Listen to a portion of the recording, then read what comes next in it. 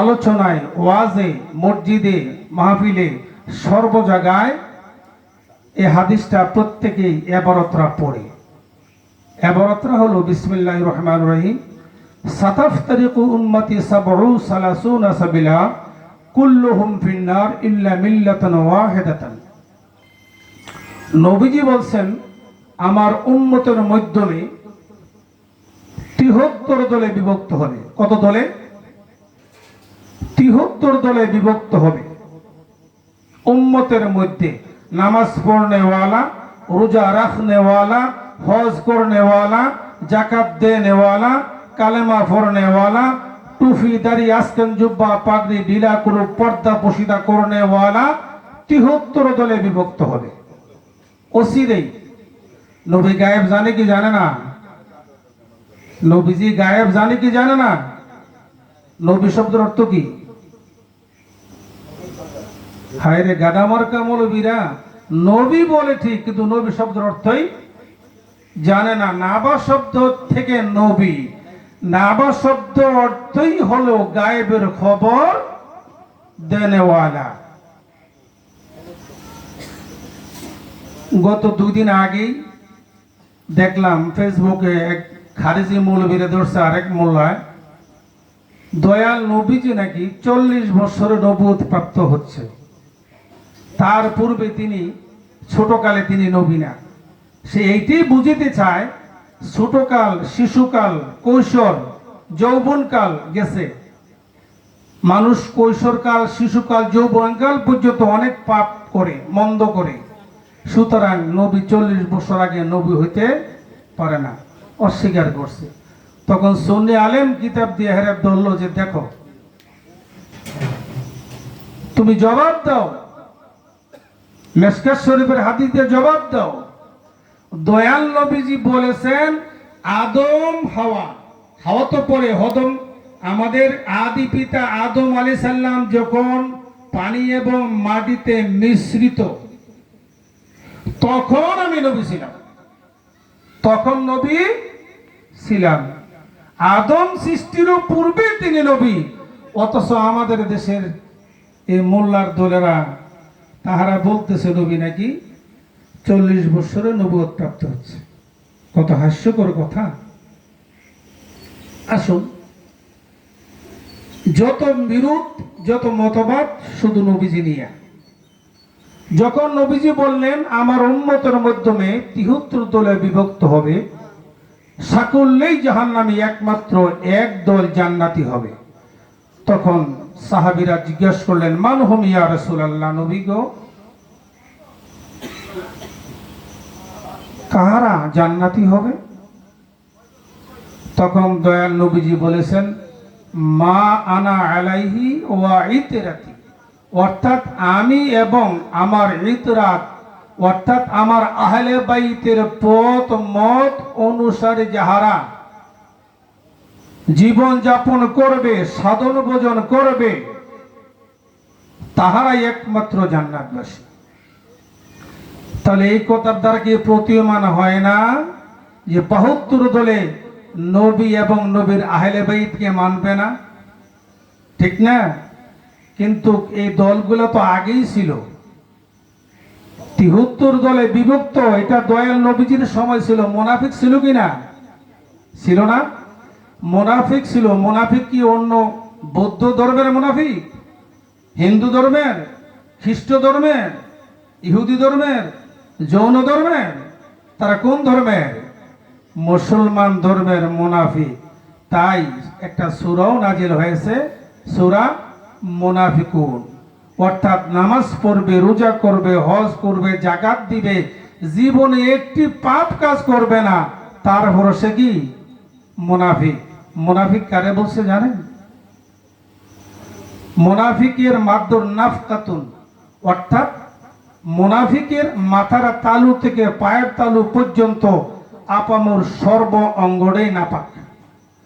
সে যদি আতরের সাগরে ডুব দেয়, গোলাপ জল পান করে, তারপর তার অল বডি নাপাক। কারণ তার মধ্যে আল্লাহ, আল্লাহ রাসূলের প্রেম, ভালোবাসা, আহলে বাইত পাক পাঞ্জাতনের ভালোবাসা তার অন্তরে নাই, তাকে বলে মুনাফিক। শ্রীগালের দুটা গর্ত, কটা গর্ত? দুটা গর্ত থাকে। একটা গর্ত থাকে জাহিরি মোটা, আরেকটা গর্ত থাকে বাতিনি। যখন দিনের বেলায় শ্রীগাল দেখে ছেলেরা দৌড়িয়া যায় শ্রীগাল মারার জন্য, পানি দেয়, লাঠি শুটার দিয়ে গুতা দেয়, আগুন দেয়, কিন্তু ওই ছোট্ট একটা সরু মুখ আছে, এটা দিয়া শ্রীগাল কিন্তু নিরাপদে চলে যায়। কিন্তু এই মুনাফিকের হচ্ছে দুটা মুখ, একটা হলো জাহিরি আর একটা হচ্ছে বাতিনি। মুহ মে দাড়ি, বুগল মে ছুরি, মুহ মে দাড়ি, বুগল মে ছুরি। এই জন্য মাওলানা নজরুল তিনি কি বলেছেন? নামাজি তোর নামাজ হলো যে ভুল, নামাজি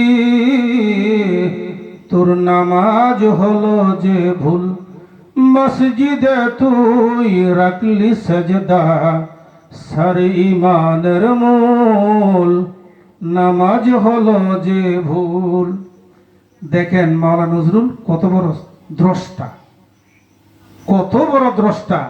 অথচ আমাদের বয়স তো কম হবে না, 60-62 হবে। যখন মাদ্রাসায় লেখাপড়া করতাম তখন আমাদের দেশে যখন মহামারী লাগতো, কলেরা বসন্ত লাগতো, তখন 100 জন, 101 জন, 111 জন বড় বড় মাওলানা, মসজিদের ইমাম, হাজী সাহেব তাদেরকে নিয়ে খতম পড়াইতেন ছোট সময়। তখনও দেখতাম এই মৌলবী মৌলানারা জমাতে তাদের অনুষ্ঠানে আমাদের মাওলা নজরুল আলাইহিস সালাতু ওয়াস সালাম তিনি কি নিয়ে কট্টর মনোভাব এবং ওনাকে কাফের ফতোয়া দেওয়া হয়েছে। কিন্তু ইতিহাসে দেখা যায় আমার এই বাংলার জমিনে, শুধু বাংলার জমিনে নয়, সারা বিশ্বে কোন আলেম, কোন লেখক, কোন স্কলার, কোন রকমের যত বড় ডিগ্রিধারী হোক, কেহই দয়াল নবীজির শানে এত লেখালেখি করতে পারে নাই যা লিখেছিলেন মাওলানা নজরুল। অবশ্যই তিনি সত্য দ্রষ্টা এবং তিনি পুরুষোত্তম নজরুল। তিনি কে কবি বললে ওনাকে সম্মান খাটো করা হয়, ওনাকে সর্বোচ্চ মর্যাদা দেওয়া হয় না। তিনি হলেন মাওলা। মাওলা নজরুল বলতে হবে। মাওলা শব্দের অর্থ কি? মাওলা শব্দের অর্থ কি? প্রভু। মাওলানা শব্দের অর্থ আমাদের প্রভু। এই যে আমাদের দেশে মাওলানারা হেলিকপ্টার দিয়া শোডাউন করে, মাইক্রোবাস দিয়া, এরপরে হুন্ডা দিয়া, বিরাট মৌলবী আই 1 লক্ষ টাকা হাদিয়া, 90,000 80,000 টাকা হাদিয়া, তাদেরকে আমরা মাওলানা বলি। আসলে আমাদের জ্ঞান বিভাগ আমরা খেয়ে ফেলেছি, আমরা চিন্তা করি না, আমরা বুঝতে চাই না এবং বুঝিও না মাওলানা কাকে বলে।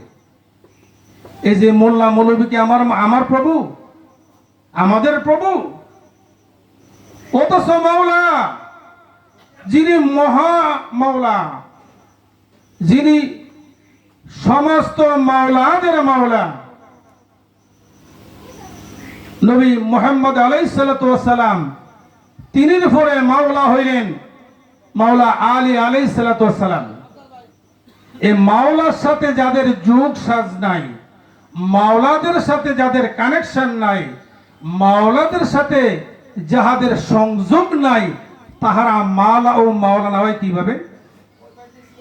কিন্তু আমি কিন্তু মাদ্রাসায় লেখাপড়া করেছি, আমি কারি এবং হাফেজ, মাওলানা অনেক কিছু হয়েছি। 30 বছর মসজিদে খতিবের দায়িত্ব পালন করেছি। যখন আমি আমার মহান মাওলা কোরআন দার্শনিক শাহ সুফি খাওয়াজা বাবা সদরুদ্দিন চিশতি আলাইহিস সালাতু ওয়াস সালামের যখন দর্শন পাই, তখন আমার সমস্ত এলেম বিদ্যা শিক্ষা যা আছে সবকিছু এক ধাক্কায় আমি সুন্দর কোটায় চলে আসি। ইমাম, এ তো ইমাম গো ইমাম। ইমাম কারে কই জানেন? কি বলবো, কথা বলতে গেলে বলার শেষ নাই। ইমাম শব্দের তো সম্যক জ্ঞানী, অর্থাৎ সর্বজ্ঞানী জ্ঞানী। শুধু তাই নয়, ইমাম শব্দের আরেকটা অর্থ আছে, হাকিকি অর্থ, যেইটাকে বলা হয় অন্তর্যামী। কি বলা হয়?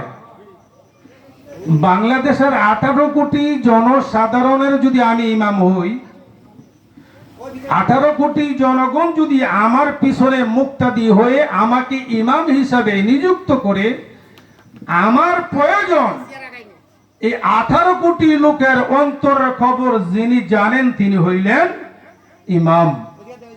ইমাম এত সহজ না। এই মাসলা জানার পরে তখন কান ধরে তওবা করেছি, অনাত্রুকু মাইয়াফজুরুকা, কান ধরে তওবা করলাম, আজ থেকে ইমামতি করলাম না। বাদাম বিক্রি করে খাবো, কাঁধে গলায় ডালা লইয়া পান বিক্রি করে খাবো, কষ্ট করে খাবো, কিন্তু আর ইমামতি করলাম না। আমি নিজেও ধোঁকাবাজ, আর এই 30 বছর শুধু ধোঁকাবাজি করে খালি মুরগি ফলাও গরু ছাগল সবকিছু খেয়ে আসলাম। আফসোস, অনুতাপ ছাড়া আমার আর করার কিছু নাই। মাওলার কাছে ক্ষমা চাই, মাফ চাই, দয়াল যেন আমাকে মাফ করে। আসো, দয়াল নবীজি বললেন আমার উম্মতের মাধ্যমে 73 দলে বিভক্ত হবে। তাহলে সাকুল্লেই জাহান্নামী এক দল। এই দল কোন দল? মা আনা আলাইহি ও আইতরাতি, আমি এবং আমার আহলে বাইতের পথ মত, অর্থাৎ যেটা আহলে সুপ্পা, সুফি সাধকের দল, যেটা ফকিরের দল, যেটা ওলি আউলিয়ার দল, পাগল মস্তানের দল, একমাত্র এই দল ব্যতিরিকে সাকল্যেই জাহান্নামী। আমরা তো ধর্ম বুঝি না, বয়স তো কম হয় নাই, কিন্তু ধর্ম গেল রে ধর্মের দোহাই দিয়া নিজে আজও নিজে ধর্ম জানি না কাকে বলে। ধর্ম কি কালা না সাদা, তিতা না মিঠা, হাতির মতো না পাহাড়ের মতো? ধর্মের সংজ্ঞা মুসলমান জানে না। দাবি করি মুসলমান, ধর্মের সংজ্ঞা জানি না। মুসলমানে তো হওয়া বড় কঠিন। কি মুসলমানের গরু কি মুসলমান হয়? আল্লাহ বলেছেন মুসলমান হইতে হয়, মুসলমান হইতে হয়। কার কাছে হবেন মুসলমান? মক্তবে পড়ে, মাদ্রাসায় পড়ে, আল হাজার বিশ্ববিদ্যালয়ে পড়ে? না, ব্যবস্থা নাই। আল্লাহ বলেন ইয়া আইয়ুহাল্লাযীনা আমানু আতিউল্লাহ ওয়া আতিউর রাসূল ওয়া উলিল আমরি মিনকুম। তোমরা ইত্তেবা করো আমি আল্লাহর, ইত্তেবা করো রাসূলুল্লাহর, এবং ইত্তেবা করো উলিল আমর অর্থাৎ ওলি আউলিয়াগণের, সুফি সাধকগণের ইত্তেবা করো, ইতাআত করো। সুতরাং ওলি আল্লাহর ইতাআত ব্যতীত, ওলি আল্লাহদের হক্কানি পীর ও মুর্শিদের ইতাআত ব্যতীত, তাদের পায়রবি করা ব্যতীত, তাদের ভালোবাসা ব্যতীত মুসলমান হওয়ার কোন দলিল নাই। এই জন্য ইয়াকুব আলাইহিস সালাম এবং আইয়ুব আলাইহিস সালাম আল্লাহর নবী কিনা? তাদেরকে লক্ষ্য করে আল্লাহ পাক কোরআনে বলেন ওয়ালা তামুতুন্না ইল্লা ওয়া আনতুম মুসলিমুন। হে নবীগণ, আপনাদের সন্তানদেরকে বলে দিন, আপনাদের শিষ্যদেরকে বলে দিন, আপনার উম্মতদিগকে বলে দিন, তারা যেন মুসলমান না হয়ে মৃত্যুবরণ না করে, অর্থাৎ মুসলমান হয়ে যেন মৃত্যুবরণ করে। সুতরাং মুসলমান হতে হয়। মুসলমান কি? কারে বলে মুসলমান? হায় হায়, এত সহজ না।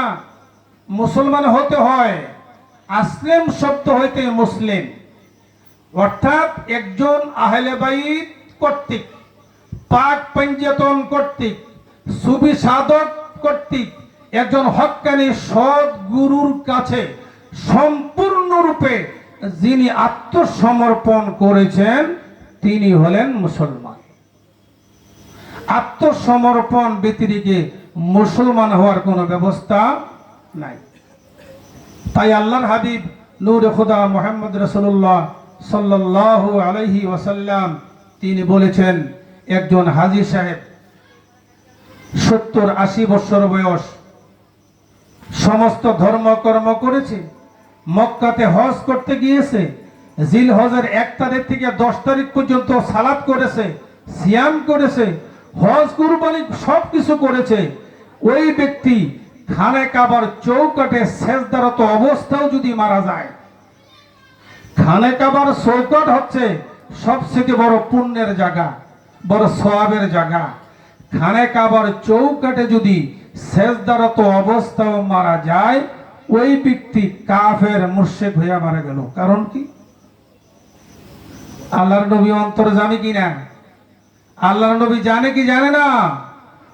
ওই ব্যক্তির নামাজ আছে, রোজা আছে, হজ আছে, যাকাত আছে, সমস্ত কিছু আছে, কিন্তু তার মাধ্যমে নাই আহলে বাইতের ভালোবাসা। আহলে বাইত বুঝেও না, আহলে বাইত চিনেও না। আর আহলে বাইত বুঝে চিনে তারপরও মানে নাই, এত বড় পুণ্য কর্ম করার পরেও সে কি? কাফের। আমি বলেছিলাম কাফের, খেয়াল আসেনি? কাফেরটা আমরা অনেকে কাফের মনে করে, গালি মনে করি। আসলে কি আমি জানি, আপনি জানেন, আমরা যে প্রত্যেকেই অজ্ঞাতসারে, জ্ঞাত এবং অজ্ঞাতসারে কাফের। কাফের তো কোন অন্য ধর্মের লোকদেরকে বলে না। যদি অন্য ধর্মের লোকদেরকে বলতো, তাহলে কোরআনে কেন সূরা কাফিরুন আসলো? কি ঠিক না? সূরা কাফিরুন, কাফ ফে রে, কাফারা। কাফারা শব্দের তো ঢাকা। যে ব্যক্তি জেনে শুনে বুঝে ইচ্ছাকৃতভাবে সত্যকে ঢেকে রাখলো, তার স্বার্থে ঢেকে রাখলো। দেখেন না আজকাল সত্য কথা অনেক আলেম ওলামা বলে না, অনেক ফিরেরা বলেনি, ফিরালি চলে যাবে, ফিরালি চলে যাবে। অনেক বক্তারা সত্য কথা বলে না, কারণ তার বক্তৃতা বন্ধ হয়ে গেলে তার পেট চলবে না। অনেক ইমামরা সত্য কথা বলে না, সত্য কথা বলে ইমামতি চলে যাবে। বাবারে বাস্তব একটা কথা বলি, আমি একবার তখনকার ভাবধারায় আমি মসজিদে খুতবা দেওয়ার সময় আমি বলেছিলাম যে আমাকে কেহই যারা সুদ খান, ঘুষ খান, তারা দয়া করে আমাকে দাওয়াত দিবেন না। দাওয়াত দিলেও আমি আপনাদের দাওয়াত কবুল করতে পারবো না, আমাকে ক্ষমা করবেন। মসজিদে মেম্বারে দাঁড়িয়ে আমি কথাটা বলছিলাম তৎকালীন, আজকে প্রায় 30 বছর পূর্বের কথা। তো মানুষ তো বড় টেট না, বাঙালি বড় টেট না না। তো কথাটা বলছি আমি জুম্বার পর পরেই ওই ব্যক্তি আসছে, আইসা আমার দাওয়াত দিয়ে গেছে, হুজুর আমার আপনার দাওয়াত, মিলাদ পড়বেন, দাওয়াত যাবেন। এই যে ভাই আমি না বলছি দাওয়াতে যাব না, অথচ ওই ব্যক্তি হচ্ছে যেই গ্রাম, ওই গ্রামের মাধ্যমে সর্বশ্রেষ্ঠ সুদখোর।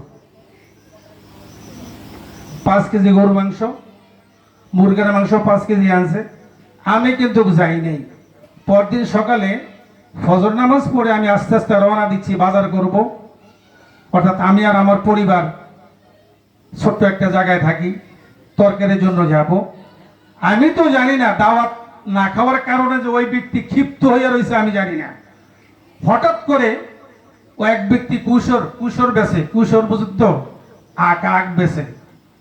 হঠাৎ করে একটা আক আইন না এই ফিটা শুরু করলো, আমার ফাঁসার গেলা তুই জ্বালাইছে ফিটটা, সুদের পর 5 কেজি গরুর মাংস আনছি, মুরগি আনছি, দাওয়াত খালি না।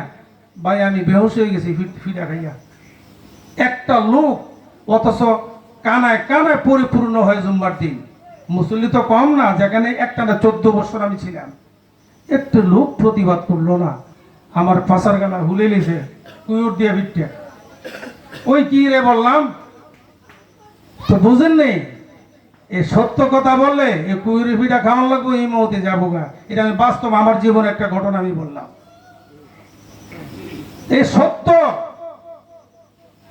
যার মধ্যে, যে ব্যক্তি ইচ্ছাকৃতভাবে সত্য গোপন রাখে, তার স্বার্থের জন্য যে ব্যক্তি সত্য ঢাকিয়া রাখে, আল্লাহ পাক বলেন ওই ব্যক্তি কাফের। আর যার দ্বিতীয়ত 2 নাম্বার কাফের হইল ওই ব্যক্তি কাফের যে ব্যক্তির মাধ্যমে সত্য গোপন রহিয়াছে, ঢাকা পড়িয়া রহিয়াছে। আপনাকে আমার কথা বুঝেন না? বুঝতে সমস্যা হয়? অর্থাৎ ইচ্ছাকৃতভাবে সত্যকে ঢাকিয়া রাখলেও কাফের, আর অনিচ্ছাকৃতভাবে আমাদের মাধ্যমে সত্য আছে কিনা নাই। এখানে যারা আছি শুধু এই না, আল্লাহ সৃষ্টির মাধ্যমে যত নরনারী আছে প্রত্যেকের মাধ্যমে সত্য আছে কিনা নাই জানতে চাই। আছে না? আপনি স্বীকার করলেও সত্য আছে, অস্বীকার করলেও আছে। সত্যটা কি? এই সত্যটা কি? ওহাবিয়ে কয় আমি সত্য, খারিজি কয় আমি সত্য, রাফিজিও কয় আমি সত্য, সুন্নিও কয় আমি সত্য, জামাতিরা কয় আমি সত্য, তবলিগও কয় আমি সত্য। সকলে কয় না সত্য, আমরাই জান্নাতে যাব। এখন সত্যটা কি? ওই সত্য হচ্ছে নূরে মুহাম্মাদি সাল্লাল্লাহু আলাইহি ওয়াসাল্লাম, অর্থাৎ যার মধ্যে নূরে মুহাম্মাদির জাগরণ ঘটে নাই। যার মধ্যে নূরে মুহাম্মাদির জাগরণ ঘটে নাই সে কাফের, ইচ্ছাকৃত বা অনিচ্ছাকৃত ভাবে কাফের। কিন্তু কাফের করলে লাভ দিয়ে উঠি, কিন্তু আমি কি জানি আমি তার পূর্বেই যে কাফের? হ্যাঁ, আচ্ছা, আমি সংক্ষিপ্ত করে দেব। আমরা কুরবানি, কয়েকদিন আগে কুরবানি গেছে তো,